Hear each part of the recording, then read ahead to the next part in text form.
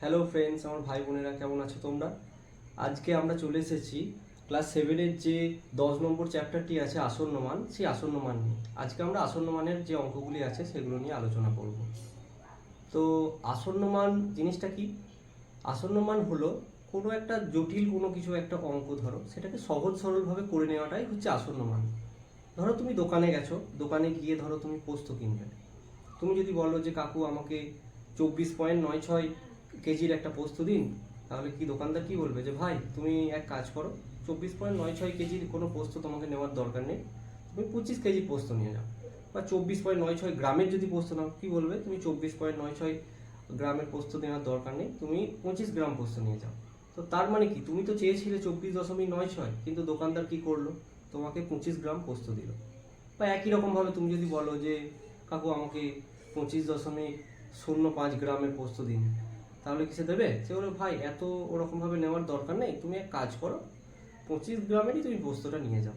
তো 25.02 গ্রাম আর 25 গ্রাম নিশ্চয়ই এক না। তবু কি করি আমরা, মোটামুটি আমাদের হিসেবে সুবিধার জন্য আমরা অনেক সময় ওর কাছাকাছি কোনো একটা মান নিয়ে সবসময় সব কিছু করতে চাই। ঠিক আছে, তো সেটাই হচ্ছে আসন্ন মান। এরপর আমরা অঙ্কর মাধ্যমে সেটা বোঝার চেষ্টা করব। বিশাল কঠিন কিছু জিনিসটা নয়, তোমরা একটু দেখো তাহলেই বুঝতে পারবে। ধরো এখানে আছে 150.3, এটাকে কি লেখা যায় আসন্ন মানে? এই বারবার 150.3 নিয়ে যদি আমি ক্যালকুলেশন করতে যাই তো সেটা একটু কঠিন হবে। তো এর জন্য আসন্ন মান কি করা যাবে, এটা সমান দেওয়া ভুল হবে, এটাকে একটা চিহ্ন ব্যবহার করা হয়, সেটা হচ্ছে প্রায় সমান, এরকম অলমোস্ট ইকুয়াল টু বা প্রায় সমান। ঠিক আছে, তো 150.3 বারবার আমরা নেবো না, এটাকে যদি আমি আসন্ন মান করতে চাই, তোমরা দেখো বুঝতে পারবে কি হবে, এটা 150 করে দেবে।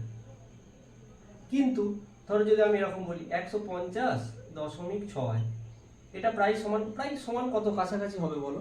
এটা কিন্তু 150 হবে না, এটা হবে 151।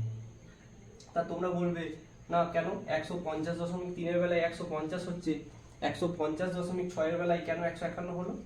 এখানে আসন্ন মানের একটা ক্রাইটেরিয়া আছে, একটা সহজ সরল ব্যাপার আছে, যেটা বুঝে নিলেই তোমরা কিন্তু করতে পারবে। সেটা কি, যদি 5 বা তার বেশি হয় তাহলে 1 যোগ করে দিতে হয়। এই জিনিসটা তোমরা মাথায় ঢুকিয়ে নাও। যদি 5 বা তার বেশি হয় তাহলে 1 যোগ হবে, আর যদি 5-5-এর কম হয়ে থাকে তাহলে কোনো 1 যোগ হবে না। দেখো এখানে 150.3, তাই আমি 0.3টা বাদ দিয়ে দিয়েছি, তাই 150 করেছি। এখানে কি আছে 150.6, এটা 5-এর থেকে বেশি, ওর জন্য কি করলাম আমি 150-এর দিকে গেলাম না, আমি কি করলাম 151 করে দিলাম।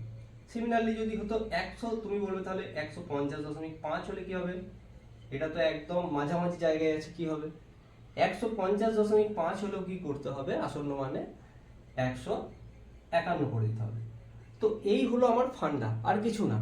এরপর আমরা অঙ্কগুলো করতে করতেই বুঝে যাব যে আসন্ন মান জিনিসটা কি, খায় না গায়ে মাখে, খুব সহজ সরল ব্যাপার, কোনো ঘাবড়ানোর কিছু নেই, তোমরা দেখতে থাকো। তো প্রথমেই আমরা যেগুলো করব আর কি, প্রথমে তোমরা তোমাদের বইটা উল্টালে দেখতে পাবে যে নিচে করি 10.1-এর কিছু অঙ্ক আছে। নিজে করি পাতা নাম্বার কত, 131। 131 পাতায় নিজে করি 10.1-এ কি আসে না, নিচের ভগ্নাংশগুলি 2, 3 ও 4 দশমিক স্থান পর্যন্ত আসন্ন মানে তোমাদেরকে বার করতে বলেছে। ঠিক আছে, তো আমি একটা করে দেখাই, তোমরা দেখো।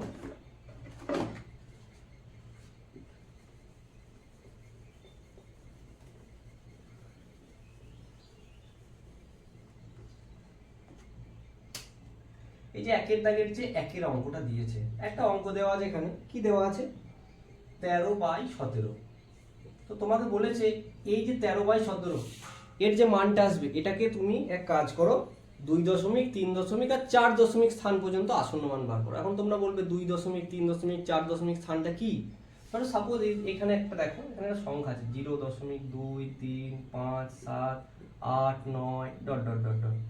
তো এই যে প্রথম সংখ্যা, এটাকে বলা হয় 1 দশমিক সংখ্যা বা 1 দশমিক স্থান, এটাকে বলা হয় 2 দশমিক স্থান, এই 5টাকে বলা হয় 3 দশমিক স্থান, এটা 7টাকে বলা হয় 4 দশমিক স্থান।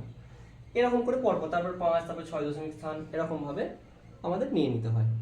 তো 13/17 আছে, এটাকে কি করা যেতে পারে? ধরো যেহেতু 13 উপরে আছে, 13টাকে আমি মাঝে রাখলাম, দিয়ে 17 দিয়ে ভাগ করলাম। তো 17 তো 13 দিয়ে ভাগ যাবে না, 13 তো বলছে আমি ছোট ভাই, ঠিক আছে, আমি তো যাবো না ভাগ তোকে দিয়ে।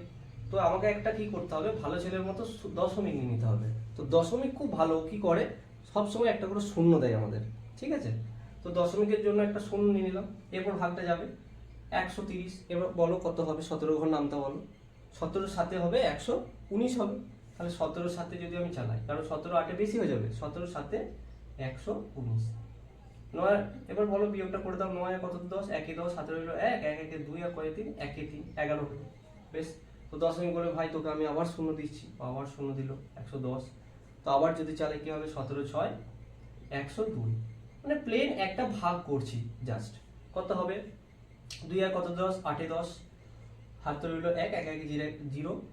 আবার দশমিকের জন্য কি হবে, আবার একটা শূন্য হবে, 80 হলো। তাহলে কি হবে, 17 4 68 নাও, তাহলে এটা কত হলো 12। আবার দশমিকের জন্য 0 পেলে, তাহলে আবার কি হবে, নামতা কত, 17 5 85, আর 17 6 102, 17 সাথে 119, 17 সাথে 119 বিয়োগ হলো 1। দশমিক খুব ভালো ছিল, ও একটা করে 0 আমাকে দিয়ে যাচ্ছে। তো একটা 0 দিয়েও কিন্তু আমার আর ভাগটা যাবে না, এখানে 17 থেকে তাও ছোট হয়ে যাচ্ছে। তাহলে কি করব, ভাগ হলে আরেকটা 0 নেবো, তাহলে এখানে আরেকটা 0 পাবো। এটা নিয়ম, তোমরা জানো ভাগের নিয়ম, যে যদি দশমিক একটা শূন্য দেওয়ার পরে আমার আরো একটা শূন্য দরকার হয়, তাহলে আমি কি করব না, ভাগ ফলে একটা শূন্য বসিয়ে সেখান থেকে এখানে একটা শূন্য পেয়ে যাবো। তো 100 আছে, আবার বলো 17 5 85 করা যাবে। তো এটা কত হলো 15। আর আমি ভাগটা করব না, আমার আর দরকার নেই, কারণ আমাকে বলেছে 4 দশমিক স্থান পর্যন্ত আমাকে নিতে। আমি অনেকগুলো বার করে রেখেছি, 1 2 3 4 5 6। তোমরা মোটামুটি যত দশমিক বলবে তার থেকে একখানা বেশি বার করে রাখলেও হবে। কেন বেশি বার করে রাখতে হবে তোমাদেরকে বলি, তাকে বুঝতে পারবে। এদিকে দেখো, এখানে লিখতে হবে 13/17 সমান, এর সামনে আমার ভালো লাগার জন্য একটা 0 নিতে পারি আমি, 0.76447 05 dot dot dot dot dot. কেন ডট ডট ডট ডট, মানে আরো ভাগটা যেত কিন্তু আমি চালাইনি, ওই জন্য ডট ডট ডট ডট দিলাম। এরপরে কি করব, এই যে বললাম প্রায় সমান বা অলমোস্ট ইকুয়াল টু দেবো। আমাকে বলেছে 2 দশমিক স্থান পর্যন্ত আসন্ন মান। আসন্ন মান মানে কিন্তু অরিজিনাল মানটা তো নয়, তার থেকে একটু কম বা বেশি হতে পারে, ওই জন্য প্রায় সমান, মানে সমান না কিন্তু সমানের কাছাকাছি। তো আমাকে কি করতে হবে, 0.7, তারপরে 6টা নেবার পরে এখানে খুব ভাইটাল একটা জিনিস তোমরা দেখো, 6 এর পরের যে সংখ্যাটা আছে, 6 এর পরের সংখ্যা হচ্ছে 4। তো আমাকে দেখে নিতে হবে যে এই 4টা 5-এর থেকে বড় না ছোট। অবশ্যই 4 5-এর থেকে ছোট, তাহলে আমাকে 2 দশমিক স্থানে কি আছে 6, 6টা 6ই বসে যাবে। লিখে দেবো 2 দশমিক স্থান পর্যন্ত। আবার প্রায় সমান দেবো, তো আবার প্রায় সমান দিয়ে কি করব, লিখবো 0.76, এরপর 1 দশমিক 2 দশমিক 3 দশমিক, 3 দশমিক কে আছে 4 আছে, কিন্তু 4 লিখবো না, ভালো করে দেখো তার পাশে 7 আছে, 7 তো 5 থেকে বড়, তখন কি হবে 4টার 4 না লিখে 1 যোগ করে দিতে হবে, এটাই হচ্ছে নিয়ম। তো এখানে হবে 5 হয়ে যাবে, তো এটা হবে 3, আমি ডট ডট দিয়ে দিচ্ছি দশমিক স্থান পর্যন্ত। এবার 4 দশমিক বললে কি হবে, 0 দশমিক দেখো 1 দশমিক 2 দশমিক 3 দশমিক 4 দশমিক, তা 4 দশমিকে 7 আছে, তারপরে কে আছে 0 আছে, 0 তো 5-এর থেকে ছোট, 5-এর থেকে ছোট হলে যেটা মান বেরোচ্ছে ওটাই লিখে দিতে হবে, ঠিক আছে। তো 7 6 4 7 লিখে দিলাম। এখানে যদি কেউ ধরো 5 6 7 কেউ থাকতো, তাহলে আমি 7টাকে কি লিখতাম 4.8 লিখে দিতাম, ঠিক আছে। তাহলে এখানে লিখে দাও 4 দশমিক স্থান পর্যন্ত, 4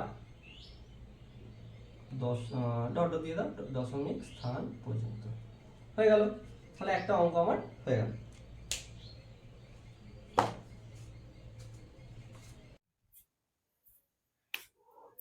এরপর দেখো, এরপর আমরা 2 নম্বর অঙ্কটা করব। 2 নম্বর অঙ্কটা ঠিক 1 নম্বর অঙ্কর মতোই হবে। 2 নম্বর অঙ্কে কি আছে, 19/29, ঠিক আছে। তো 19কে 29 দিয়ে ভাগ করে দাও, এখানেও 29কে ভাগ করো 19, 29 দিয়ে ভাগ করো 19কে। তো 19 তো ছোট, 19 তো ভাগ যাবে না 29 দিয়ে, তো একটা দশমিক নিয়ে নাও, তাহলে এখানে একটা শূন্য হবে, কত হলো 190।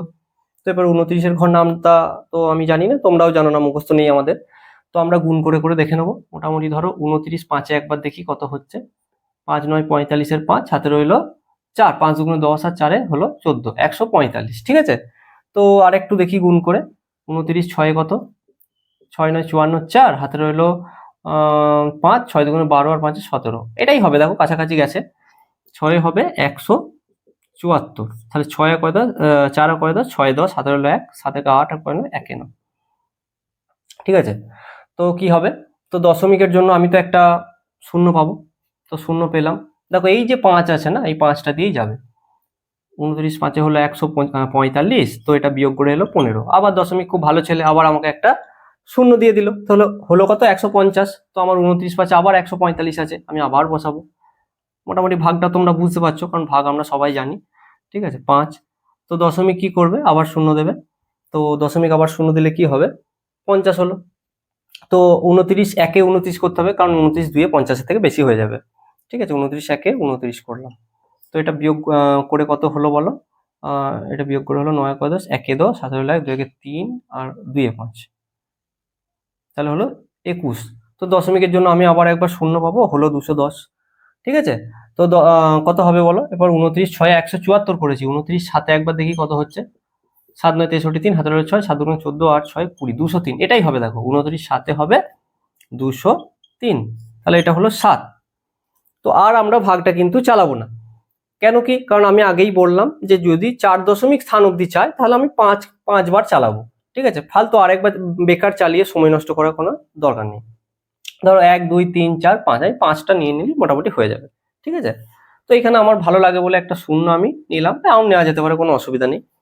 তা কি লিখবো, 19/29 সমান লিখবো 0.6551 dot dot dot dot dot. কেন ডট ডট দিলাম, কারণ ভাগ তো শেষ হয়নি, তো আমাদের আর লাগবে না বলে আমরা করে ফেলেছি কত দূর অবধি। তো ডট ডট দেওয়ার মানে হচ্ছে ভাগটা আরো যেত, কিন্তু আমরা চালাইনি। তো এরপর আবার দেখো অলমোস্ট ইকুয়াল টু দেবো বা প্রায় সমান দিয়ে দেবো 0.6, তারপর কি লিখবো বলো, 1 দশমিক স্থানে আছে 6, 2 দশমিক স্থানে আছে 5। তো 5 কি লিখবো না কি লিখবো, আমাকে কি করতে হবে, আমরা আগেও বললাম যে যত দশমিক স্থান পর্যন্ত আমাদেরকে জানতে চাইবে, ঠিক তার পরের অঙ্কটাকে আমাকে খেয়াল করতে হবে যে সেটা 5 বা তার থেকে বেশি আছে কিনা। তো আমার 2 দশমিক স্থানে 5 আছে, তারপরেও কিন্তু আমার 5 আছে, তো 5 বা তার বেশি হলে আমার 1 যোগ হয়ে যাবে। তো 2 দশমিক স্থানে 5 ছিল, আমার 5 লেখার জায়গায় আমি লিখে দেবো 1 যোগ করে 6, হয়ে গেল এটা 2 দশমিক স্থান পর্যন্ত, 2 দশমিক স্থান পর্যন্ত। ঠিক আছে, দেখে নাও। এরপর আবার অলমোস্ট ইকুয়াল টু দেবো, 3 দশমিক স্থান অবধি আমার লাগবে, তো 1 দশমিক 2 দশমিক 3 দশমিক, 3 দশমিকেও আমার 5 আছে। তো তারপরে কি আছে, 1 আছে, 1 তো 5-এর থেকে ভাই ছোট। ঠিক আছে, তাহলে কোনো 1 অ্যাড হবে না, 1 কোনো কিছু যোগ হবে না, তো যেটা আছে সেটাই বসে যাবে, 0.655ই হয়ে যাবে। ঠিক আছে, তো এটা কি লেখা যাবে, 3 দশমিক স্থান পর্যন্ত। তো আবার অলমোস্ট ইকুয়াল টু বা প্রায় সমান দেবো, এটাকে বলা হয় প্রায় সমান। ঠিক আছে, তো 4 দশমিক স্থানে কি আছে দেখো, 1 2 3 4, 4 দশমিক স্থানে আছে 1। তো 1-এর পাশে কে আছে আবার পেছনে, ঠিক যত দশমিক বলবে তার পরের জনকে আমাকে খেয়াল করতে হবে। তো 4 দশমিক আছে 1, তার পরের জন আছে 7, 7 তো বলছে ভাই আমি তো 5-এর থেকে বড়, তাহলে আমার আমার জন্য তো 1 বেশি নিতে হবে। তো 4 দশমিক স্থানে আছে 1, তাহলে 1-এর সাথে 1 বেশি নাও, তাহলে হয়ে যাবে 2। তাহলে আমি লিখে দেবো, বাকিগুলোকে ভালো ছেলের মতো বসিয়ে দেবে, যাকে 1 যোগ করবে সেইগুলো ছাড়া কিন্তু বাকিগুলো ভালো ছেলের মতো সুন্দরভাবে বসে যাবে। 6 দশমিক কি লিখবো, 0.6552, এটা হয়ে গেল 4 দশমিক স্থান পর্যন্ত। বোঝা গেল, এই হয়ে গেল আমার নিজে করি 10.1-এর যে দুটো অঙ্ক ছিল সেই দুটো অঙ্ক হয়ে গেল। এরপর আমরা করে নেব নিজে করি 10.2-এর যে অঙ্কগুলো আছে সেটা।